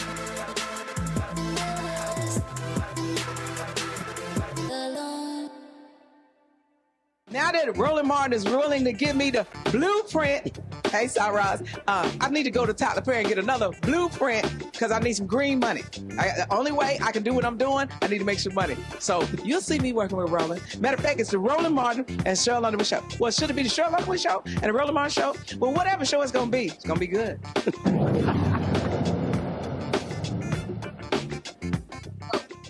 All right, let's go to the world of the Supreme Court. The Supreme Court has allowed the Trump administration to revoke legal protections for 350,000 Venezuelans, potentially making them vulnerable to deportation. The court's order temporarily blocks a lower court ruling from San Francisco that had extended temporary protected status, or TPS, for Venezuelans. This was set to expire last month. Now, the justices didn't give a reason, which is typical in emergency decisions. But TPS allows individuals already in the U.S. to live and work legally if their home countries are considered unsafe because of natural disasters or conflict. The administration has moved to end similar protections for other groups, including 500,000 Haitians. Dr. Dibinga, I want to start with you. I mean, this tracks. I mean, what can we say? This tracks. We can say that this is just the beginning. We can say that all of the Black folks in this country who had no problems watching some of these people getting snatched off the street and kicked out, the Kilmar Abrego Garcias of the world, when they start removing protective status of other groups, like we talked about with Haitians here. Hey, anybody on this panel can be an Haitian. It can be a Haitian as far as ICE is concerned. And again, Trump's ability to continually play on the visions in this country is one of the reasons why he's been so successful in his policies. And again, as I said at the beginning of the show, he's doing this. Voluntary deportations, or quote unquote deportations, are happening where people are going back to places like Honduras and Colombia, some of them taking their U.S. citizen children with them. People, they're actively trying to flee the country so they don't end up in CICOT in El Salvador, while at the same time, because of great replacement theory, he's bringing in white people from South Africa, and who I haven't even been able to verify yet, who are actually farmers in any way, shape, or form. This is what I haven't heard any journalists talk about who these guys are, what they were doing in South Africa, because really, since only like one white farmer has actually been killed and none of their land has been taken, why would any white South African actually leave their land to come here? So that's just a story. But my point is, this is what he's doing to get more Black and brown people out. And the Supreme Court just gave him another opportunity for him to continue to do that. Black folks with a Black Star Network, Black folks, we gotta wake up. We gotta stick up for our brown family members, our Black family members. We're all in the same community. They're not getting rid of people in Ireland, of the Irish in New York, or people of Irish descent. They're not getting rid of people of German descent in Arizona. Like, they're getting rid of us. And it can stop if we wake up and fight back. Dr. Malveaux, the Supreme Court, once again, I mean, here's the thing. No matter what they said, Trump was going to do what he wanted. He would have figured out some way. But I find it interesting that the Supreme Court did this, in addition to the fact that here we are again. And the point I was going to bring up was what Dr. Dubinga says. Here we are again talking about deporting people or making them more vulnerable, 350,000, yet we are bringing in people from other countries. And when we talk about Venezuela and what it might be seen unsafe, or there might be some economic issue, that is a country where we have honored them. But here we are. What is your take on it? Well, first of all, I wanted to concur fully with Obakongo regarding the South Africa situation. It's absurd. It is beyond absurd. The so-called people are taking their land. Where did they get the land from in the first place? That's all I have to. Where did they get the land from? They took it from Black people. And the Constitution of South Africa is very mild in terms of land repatriation. We have to deal with that. The Supreme Court is the Trump Supreme Court. We know that. Let's not, he very carefully, and Mitch McConnell was very carefully denied President Obama that nomination. They denied him the process, and then they stacked it with these reprobates who all lied under oath. Let's be clear, lied under oath about where they were coming from. And so now you're giving this man supreme authority. You don't have to follow the Constitution. You don't have to deal with the 14th Amendment. You can do what you want to do. I was hoping that the Supreme Court, Rogers and Comey seem to be more strict constructionists than the little sexual predators. I won't call their names. Y'all know who I mean. But I was hoping, Rogers and Comey seem to be the Supreme Court head. They seem to be more strict constructionists. Strict constructionists would say, go by the letter of the law. But they also have drank the Kool-Aid by the pitcher, and so are willing to give this president whatever he wants. It does not bode well for the next 2 years, and certainly not for the next 4. And it really talks about the downward slide to totalitarianism that we're experiencing right now. What we're experiencing is people having no confidence in law. And if I could just take a second, Candace, we can talk about all the civil libertarian issues, but we also have to talk about the economy at some level, because guess what? Nobody trusts us anymore. We don't keep our word with our own people, and we're not keeping our word with ourselves. And so when we have a deficit, a large deficit, which is not problematic until people don't trust us. And right now, internationally, people don't trust us. So my question to you, why? But Representative Shannon, the irony of all this is that people came here because of war-torn countries and it was unsafe and economic depression. Now we might be sending people back.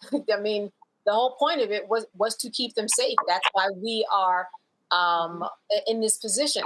But like Dr. Malveaux said, you lose a lot of trust in America when you switch up on your word like this. It makes you look like you're a liar.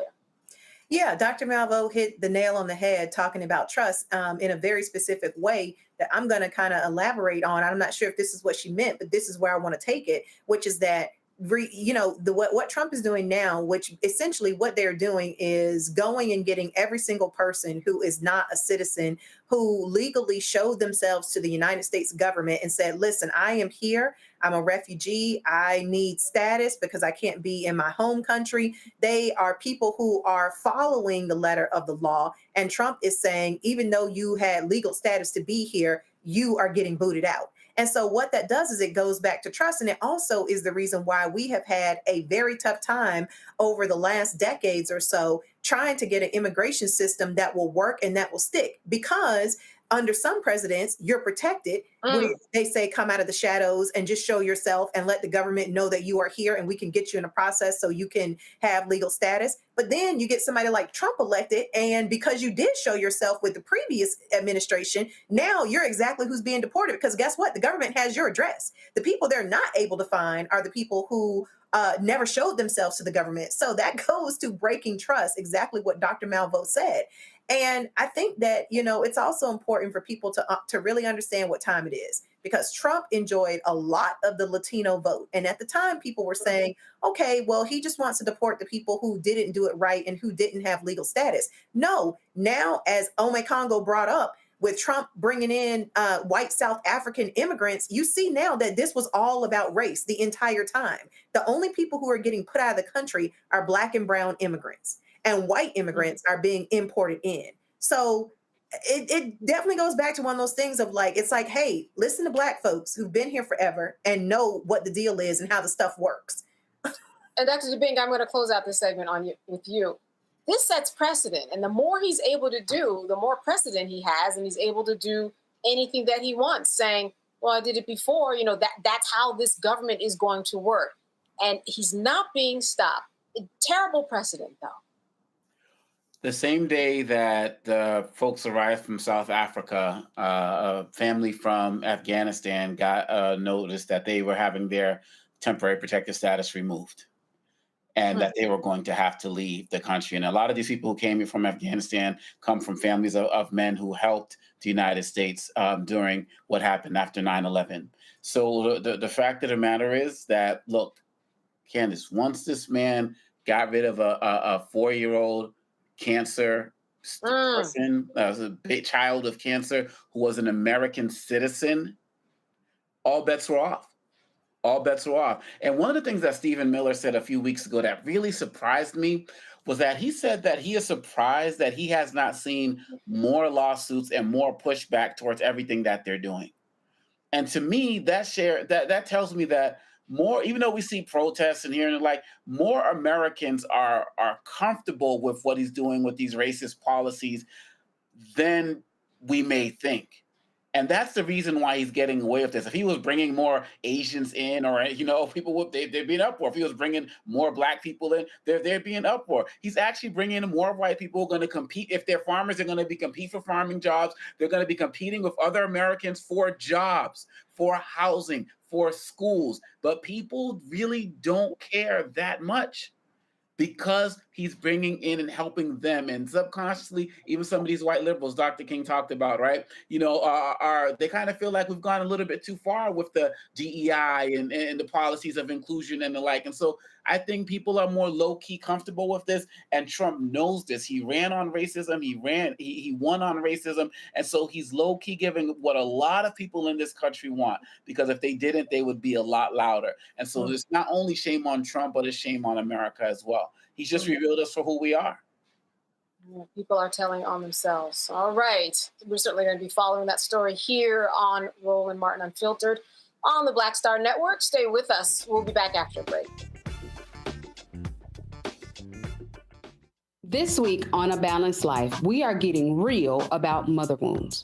While May is the month that we shower mom with love, for some people, this time of year is a stark reminder of fractured relationships and feelings of abandonment.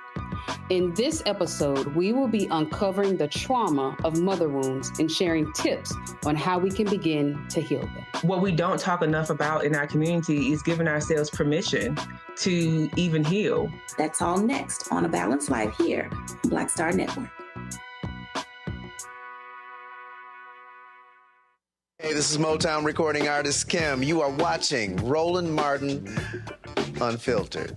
That boy, he always unfiltered, though. I ain't never known him to be filtered. Is there another way to experience Roland Martin than to be unfiltered? Of course he's unfiltered. Would you expect anything less? Watch what happens next.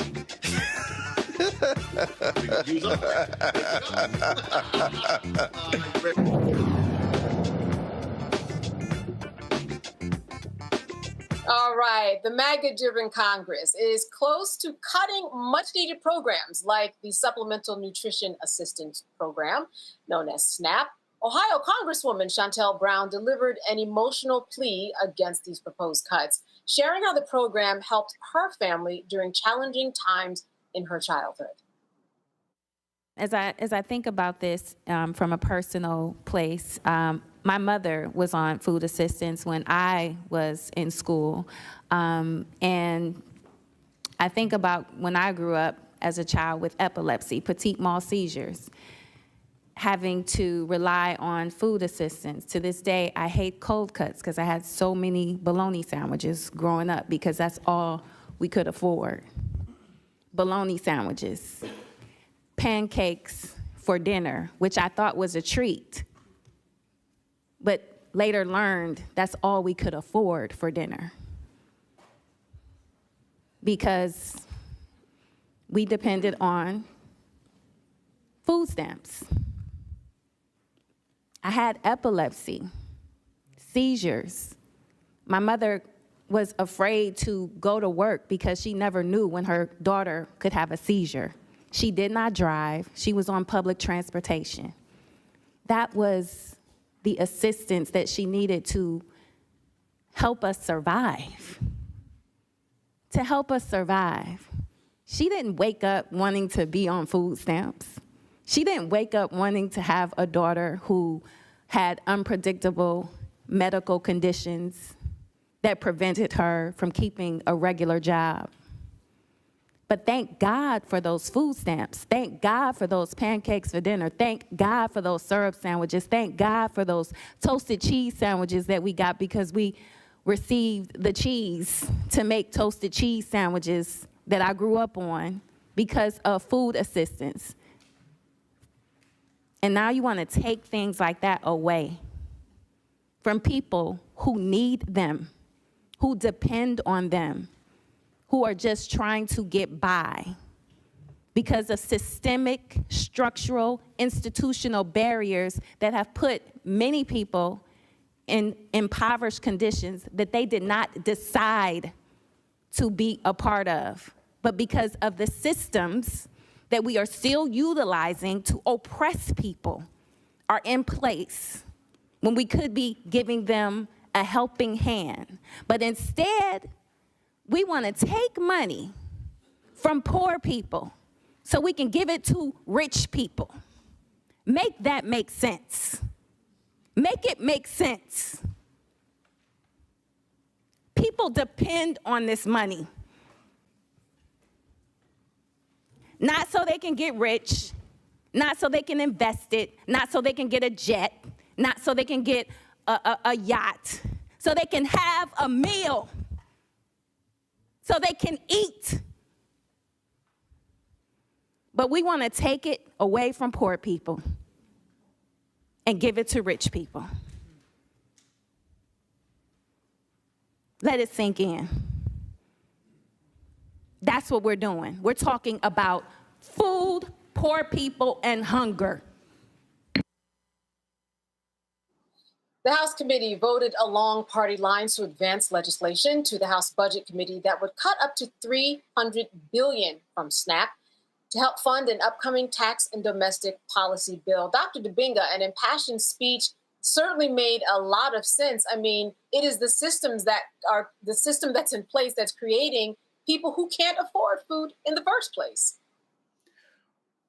You know, the inequality is built into this country. You know, it's built into this country. Anything that we've fought for in this country, whether it's child labor laws, women being able to have the right to be in the workplace. I mean, inequality has been built into this country from the beginning.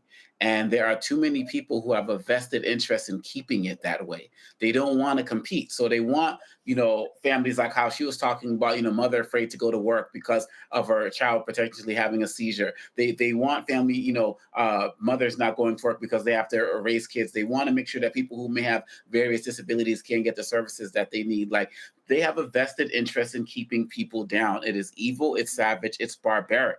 And the sooner people understand this and rally around people like Reverend Barber and the like, we can start to make some change in this society and in this country. But so many people are conditioned to believe that they're just supposed to suffer, that a little more suffering, they feel like it's not going to hurt them. We need a larger uprising. We need more than the weekend demonstrations that are happening across the country to make people understand this, because we should have enough knowledge of history to not have to hit rock bottom once again before people decide to rise up. Because by that time, it may be too late as this man continues to consolidate his power. And that's all he's doing right now is consolidating his power, biding his time right now so that they can make the larger moves with these tax cuts and other things that are going to permanently cripple too many Americans and basically destroy this country for years to come. Representative Shannon, listen, party lines, as expected. This is why we are here. What's your take on this and what could potentially happen? Do you think that people will eventually come around in this? You know, I'm hoping that this bill, you know, although it's a budget, so, you know, in the state of Georgia, the one duty you have as a House member or a senator is to pass a budget. It's like that's the only thing that your actual job is. If you don't do anything else, you do have to pass a budget. At the congressional level, I'm not sure of all of the things that they are required to, by law, to do within their duty. But I'm bringing that up because I'm really hoping that this budget bill does not get cloture in the Senate. I'm hoping that it does not see the light of day in the Senate. And because it's just going to be so disastrous. The SNAP cuts, what I can tell you is that, you know, it really is just taking food out of the mouths of people who literally this is their last leg of being able to sustain themselves. And the really terrible thing about it is that, you know, Republicans always talk about entitlements, which is the wrong thing to be calling these programs, but they make it seem like we spend so much money on social safety nets in this country, and we don't. More of our money is given to fund the military and tax cuts, which is what the president's new budget is really. The people who are winning in this are the wealthy getting tax cuts and then more money on defense spending. And I really think that it's very short-sighted. They also don't realize how this can be an issue of national security. I think that decisions like this will be the reasons, not the only reason, but it'll be the reasons why we won't win, for example, like this tariff war that Trump is doing with China, because a lot of the countries that you're going up against have a better social safety net. So if something happens to their country, their folks can go a lot longer. They can hold out a lot longer as it results when you get into things like trade wars and things like this, because they have consistent social safety nets. Here in America, well, you have the freedom to be homeless if you lose your job. You have freedom to die from lack of access to health care if you lose your job. And you have the freedom to, go hungry if, SNAP gets cut. And so it's like the purpose of tax dollars is supposed to be money that is being put into a pot that will add to the betterment of the collective of society. That's the purpose of tax dollars. Giving our tax dollars to to rich people so that they can have tax cuts and overspending on military, that is just not sustainable. It's not sustainable. And, pretty soon the bill is going to come due. You know what, Dr. Malveaux, what I've been seeing a lot of, and this has happened before, but it resonates more now, is Black women especially giving impassioned speech about these things that matter to them to try to get people to see the side of humanity that they just don't understand. When you take cheese from someone, it sounds so basic, but it translates into somebody having a life. And I think that that's been very important. Even if the needle isn't moved, I think it's very important to hear these stories, just like we heard Chantel Brown. Well, Chantel Brown puts a face on it. My mom was a social worker. I remember back in the day, people that she brought home because they couldn't get their food stamps, now called SNAP, and all kinds of excuses being made as to why people could not get their food stamps. But then the small picture is drilling down and putting faces on this misery. And that's what it is, it's misery. And when I think about Malcolm X's mother, because I was there, and how she had to hustle after her husband was killed, probably lynched, and they said he committed suicide on the railroad track. That's another story. But looking at how she scrambled to try to feed her children and then was institutionalized because they said she could not feed her children because they took away her food assistance. But let's take it back a step, guys, and talk a little bit about who benefits from low-wage workers. See, our country is subsidizing the workers who work in the big box stores and are making the minimum wage. In many states, it's less than $8 an hour. In some states, in 9 states, a bit more. But guess what's happening? So we're subsidizing oppression. When we say you can get food stamps because you don't make enough money, how come you don't make enough money? Because people are not paying. So we can look at this in terms of SNAP, and I abhor what they've done, and I'm hoping that at least 3 or 4 Republicans grow a pair, and that the Senate also does some closure. But it's not just that. It's a bigger picture, how we're allowing workers to be exploited and how we, all of us collectively, are benefiting from that exploitation. It is a frightening situation, and there are very few. There are people in city to city and state to state who are standing up, but we need folks to stand up far more nationally and globally and say it is not okay to exploit people. Simply is not okay to exploit people. So low wages are essentially exploitation, and cutting SNAP subsidizes, let me call one name out, somebody will come get me, for Walmart, Best Buy, they have these low wage workers. These are punching above their weight. They're not getting their money. So we are subsidizing oppression. The United States of America is subsidizing oppression. So listen, Dr. Dubinga, I want to close out this evening on you. We've had a theme tonight, exploitation and low wages and deportation. Do you have some good news that will leave us all a little happier when we get out of our chairs tonight? Well, I think the good news is that we need to be mindful of, and the fact that, look, today's Malcolm X's 100-year birthday. All right. You know, and there you go. And you know, Dr. Malveaux has, you know, talked about, you know, his mom and her history and the like. This is a man that we get to celebrate. We don't have to worry about the United States, you know, creating any type of event for him, you know, to call out for him to be celebrated. He's ours. They can't take anything away from us as it relates to how we celebrate and love this man, as well as Dr. Betty Shabazz as well, you know, but it's his birthday today. So, you know, talking about him more. And the fact of the matter is, when I think about him, when I think about Betty Shabazz, when I think about his parents and the like, I always tell myself, with everything we're going on with dealing with right now, we have been through worse as a people. We have been through worse as a country. We have been through worse. And if our ancestors can fight and do what they did to get through what they had to go through, we can get through this. If we stay organized, if we learn our history, if we stay united, if we support each other, support Black Star Network, support our initiatives, just like we opened with, you know, with the hurricane and everything like that. And so that keeps me optimistic. What are so many thoughts so that we could be here today? What are we going to do today so that 10 years, 15 years, 30 years, 50 years, they're going to say the work that the people on this panel and all of those watching made it possible for their lives to be better. It's an exciting time for us that we should embrace. All right, Dr. Dubinga, thank you for that and ending us on that note. And Dr. Malveaux, Representative Shannon, as always, good seeing you and having you. Thank you, sis. All right. Absolutely. Everybody have a good evening. Folks, thanks for watching. You've been watching Roland Martin Unfiltered live on the Black Star Network. We appreciate you tonight and have a good one. Black Star Network is here. Oh, no punch! I'm real revolutionary right now.